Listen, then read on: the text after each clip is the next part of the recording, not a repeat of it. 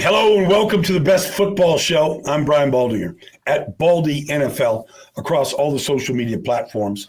And you can download this free Odyssey app wherever you do that. Like it and subscribe to it and watch it on almost a daily basis. Well, the legal tampering period is finished. Monday and Tuesday, we saw a lot of money fly out, but all the deals become official today at 4 o'clock. 4 o'clock today, Wednesday, March 12th is where we're at. The new official NFL calendar starts at 4 o'clock today. I'll be on the NFL Network at that time between 2 and 6 when some of these deals get finals. But honestly, it's been robust. It's been active. We've seen a lot of players move. We've seen a lot of money spent. And we knew it would because the salary cap has been raised to $279.2 million. Teams have a lot of money to spend. But let's just get to it because honestly, it always starts with the quarterbacks. So literally let me see if I get this right. Last Friday, when Matt Stafford signed back with the Rams, that's really started this whole free agent quarterback carousel that has been spinning. So when Stafford went off the clock and went back to the Rams, that was the Giants' future. That's what the Giants wanted. They wanted Stafford. And the reports are out there that Giants offered more money than what the Rams are willing to offer, but the Rams give them an opportunity to win right now. And I think that combined with good money from the Rams kept Stafford. So then things got really crazy this week. We saw Geno Smith being traded, right, from Seattle to the Las Vegas Raiders because the Raiders were also in on Matt Stafford. You remember whether the meeting between Tom Brady and Matt Stafford at the ski resort in Montana was real or not real. That's another debate and another conversation. But both the Giants and the Raiders were in. So when they couldn't get Stafford, they needed a quarterback. And what'd they do? They traded for Geno Smith. So then we're all sitting back going, what is Seattle doing? What's their plan? Well, John Schneider, the general manager, had a plan. And I guess they were in contact with Sam Darnold's people, and they were able to secure Sam Darnold to a lucrative $100 million contract. So there you go, Stafford, Darnold, Geno, Rams, Seattle, Raiders. The Jets, obviously the official release of Aaron Rodgers from the Jets to the quarterback carousel is official today at 4 o'clock when he gets released. But the Jets needed a quarterback, and they went with Justin Fields. And I honestly don't understand any of the hate or dislike of Justin Fields. I don't like this. I mean, I've liked that kid since he came out of Ohio State. Give me an elite athlete with elite talent, all right? Does he have some blind spots in his game? Yeah, he does. Jalen Hurts did too. He's also the Super Bowl MVP. If you coach these guys up, and you build the team around the quarterback, you can have success the way Jalen's had success. And I'm not saying Justin Fields is Jalen Hurts, but he's close. Athletic ability is definitely there. Arm strength, he's there. Playmaking ability is there. I think the Jets made a good move. I'm anxious to see what Justin Fields does. Because I'll tell you this. Aaron Glenn signed off on this. Aaron Glenn was defense coordinator in Detroit over the last 3 seasons, for the most part. And he had to defend Justin Fields on 5 different occasions over 3 years. I'm telling you, he gave him fits. I mean, you watch that game in Chicago a couple years ago, 2022, when he ran for 150, 67 yards, just gutted Detroit's defense. You watch some of the throws that he made. They lost that game 31-30. Justin Fields was awesome. So I think Aaron Glenn knows a little bit about defending him. So Justin Fields to the Jets. Jimmy Garoppolo from the Raiders back to the Rams to be the backup for Matt Stafford. And then Daniel Jones, who was flat out released by the Giants this year, picked up by Minnesota, had a chance the last 6 weeks in Minnesota to see how things were done. Didn't play. Practiced, was on the sidelines during games. I saw him up in Minnesota before one of the games. Came up, talked to him, and he looked happy. And honestly, before we get to Aaron Rodgers and Russell Wilson and what's out there, like there is presently in this league, there's quarterback rehab going on. If you can get to Sean McVay the way Baker Mayfield did, the way Garoppolo did, if you can get to Kyle Shanahan the way that Sam Darnold did, if you can get to Kevin O'Connell the way Sam Darnold and maybe Daniel Jones did, if you can get to Andy Reid the way Chase Daniel or Carson Wentz, or pick a guy, done. If you can get to rehab, and who knows, maybe Wilson now leaving Denver and Sean Payton now going to the Miami Dolphins on a one-year deal. If you can get to good rehab in this league, clean the slate, tabula rasa, forget everything you've learned, everything you didn't learn. If you can get around these guys, you see the way that they game plan. You see the way that they practice. You see the emphasis on what the quarterback is responsible for during the week. You see the way a team like Minnesota, like San Francisco, like the Rams, Kansas City, how they build around the quarterback and never stop building around the quarterback. You can see Baker Mayfield, Sam Darnold, Geno Smith. You can see these guys rehabbed and build a second or third act in different places. Like I talked to Chris Godwin yesterday in Tampa about Baker Mayfield. Chris Godwin just re-signed back with the Bucs. Like all they do is rave about him. Commitment, talent, competitive fire, all the stuff that made him the number one pick. But then, you go to Cleveland, you go to Carolina, where they just really don't know what they're doing. You get them bad coordinators and bad offenses. And you get them, they get banged up and they get hurt and they just wash out. And then they get rehabbed. So that's what's happened to a lot of these guys. Now, we've got two places that need quarterbacks right now. Like Pittsburgh doesn't have a quarterback on the roster. The Giants have Tommy DeVito. And there's Aaron Rodgers and there's Russell Wilson out there. I did a 6-hour TV show on the NFL Network yesterday, and we hit those two players for 6 hours because literally the carousel has been spinning, right? Jameis Winston hasn't found a home. There's a couple guys that haven't found a home. But there's teams that need quarterbacks. Cleveland needs a quarterback.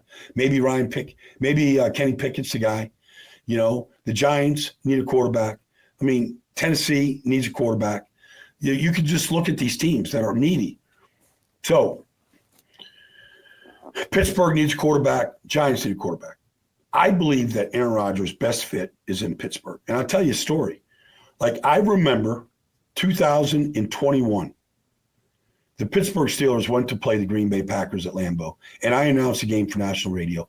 And I'm driving through Lombardi Avenue to go park, get to the stadium, and it's just a massive tailgate session out there. Steeler fans, as they are known to travel, are all there. Packer fans, and I'll never forget this. I never forget the Steeler fans that day saying, "We're going to steal your quarterback to replace Ben Roethlisberger. We're going to steal Aaron Rodgers and make him ours, and we're going to go win a Super Bowl." Like that was out there with Steeler fans since 2021. I heard it. I filmed some of it. I laughed at it. I thought it was funny back then. But if Aaron Rodgers wants to win a Super Bowl, and honestly, that's what he wants. He wants a Super Bowl. The best chance to win a Super Bowl is in Pittsburgh. You just got DK Metcalf. You got Pickens. They just signed Kenneth Gainwell. They're going to get Troy Fautano back on the offensive line. Broderick Jones is going to left tackle. Fautano is going to right tackle. You got two number one picks, on the edges. You've got Zach Frazier, who played great at center, Sam Marlowe at guard, McCormick at guard, whatever. You got a line. You got Darnell Washington at a 6'8" tight end. Like, they're going to hit some players, probably a running back in the draft. You've got all that veteran experience on defense. You got a coach that's never had a losing season.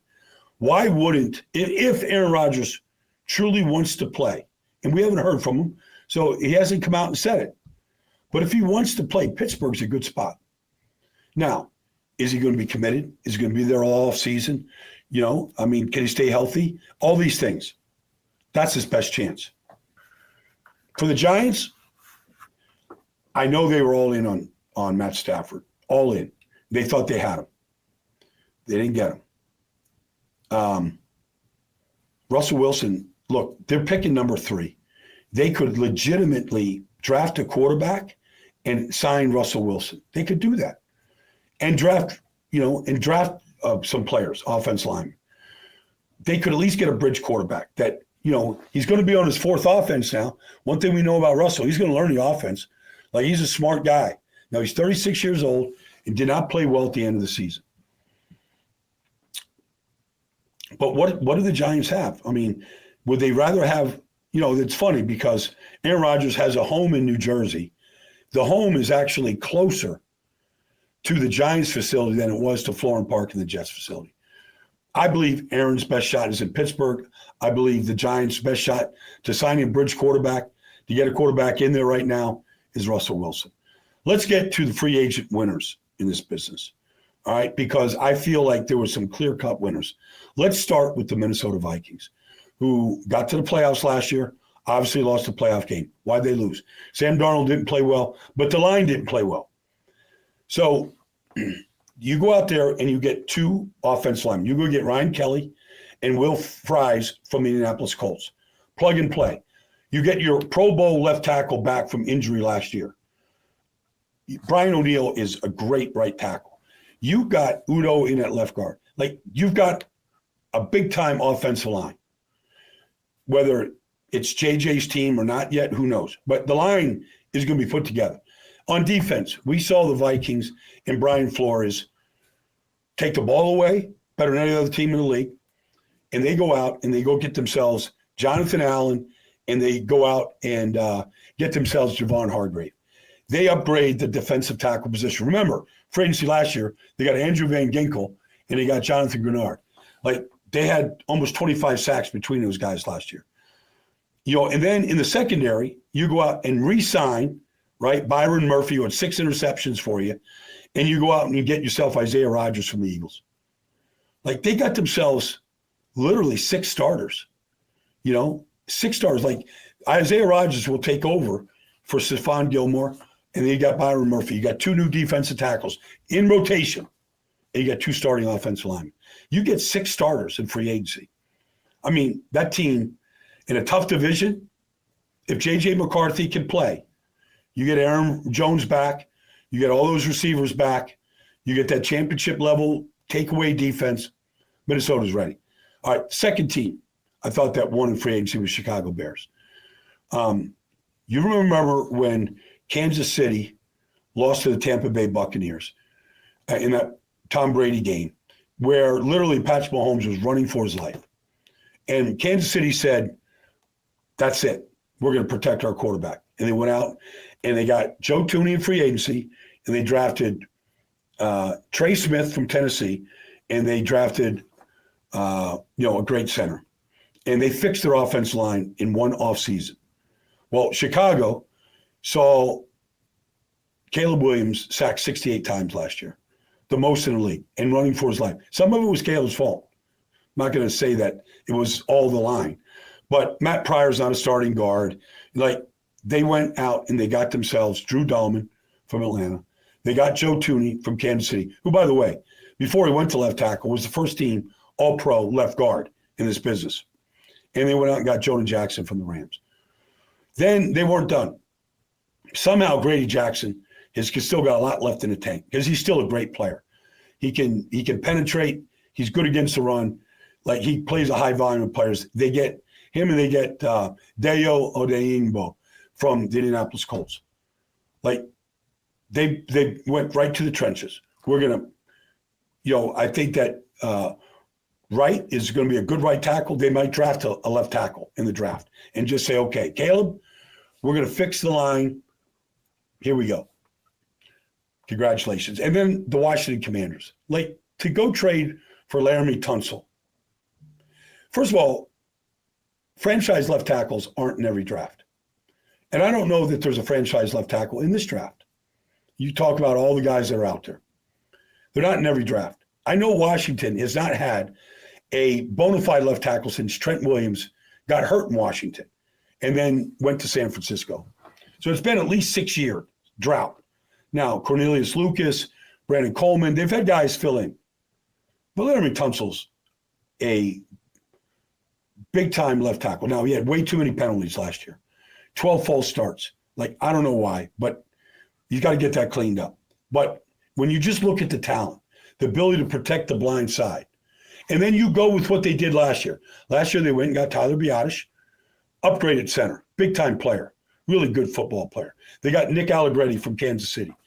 Like, they put their line together. Sam Cosmi was a draft pick. Andrew Wiley's been solid at right tackle, but maybe they try to upgrade that. But you get Jaden Daniels, build your line. You go get Deebo Samuel. I don't know what Deebo's got left. I really don't. But I know this. If there's one coordinator in this league that can unleash Deebo, it's Cliff Kingsbury. Like, I just know Cliff too well. Formations, motions, shifts, like personnel packages. You got that going on. And then they look, Adam Peters, the general manager, he helped draft Javon Kinlaw as a number 1 pick out of South Carolina with San Francisco. Like, he has not been a great player, but they lost Jonathan Allen. They've got a defensive tackle rotation. They got Johnny Newton. They drafted in the second round last year. He's a good player. I think they're going to be just fine. But those are the 3 clear-cut winners to me in this whole free agency business. Now, we're going to go talk about free agency for 4 more hours today in the NFL Network. That's been the best football show. Thanks for joining me. We'll see what Aaron and Russell do today, if anything. We have not heard from Russell or from Aaron during this whole process. So maybe today we get some clarity. And if that's the case, we'll be back here tomorrow to talk about it. Anyway, it's been the best football show. Thanks for joining me, everybody. Look forward to talking to you real soon. Welcome.